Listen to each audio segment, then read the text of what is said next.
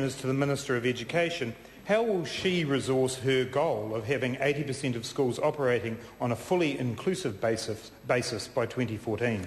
The Honourable Rodney Hyde. Thank you, Mr Speaker. On behalf of the Minister, since Budget 2009, the Government has committed an additional $69 million over 4 years to provide services and support to an additional 2,000 children a year.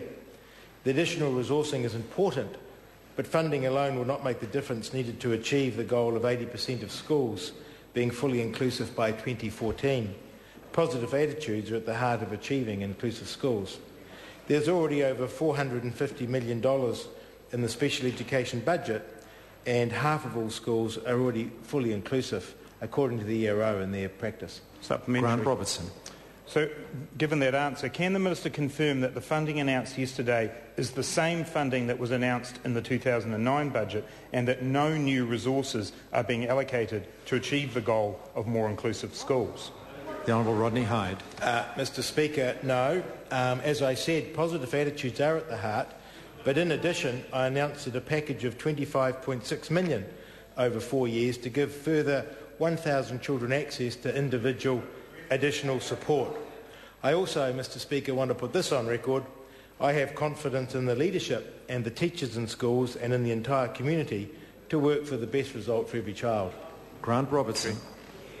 Does the Minister support the view of her Associate Minister that, quote, attitude, unquote, will be the most important factor in creating inclusive schools, despite the fact that only 15% of the respondents to the review agreed with this, while 33% thought funding was the priority? Or is this a continuation of the Prime Minister's rescue plan for the economy, quote, summer is coming? The Honourable Rodney Hyde. Yes. Lynn Pillay. Thank you, Mr Speaker. Can the Minister confirm that the $2.5 million of funding cut for occupational and physical therapy in schools will not be reinstated, despite students, parents, teachers and therapists calling for it to be given back to our most vulnerable children?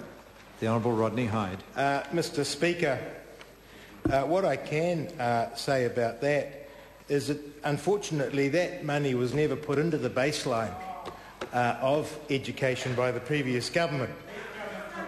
And that's, well, it can't be cut, Mr Speaker, if it wasn't in the baseline. We come now, the House comes now to questions. Order. Order. Order, the House. Order.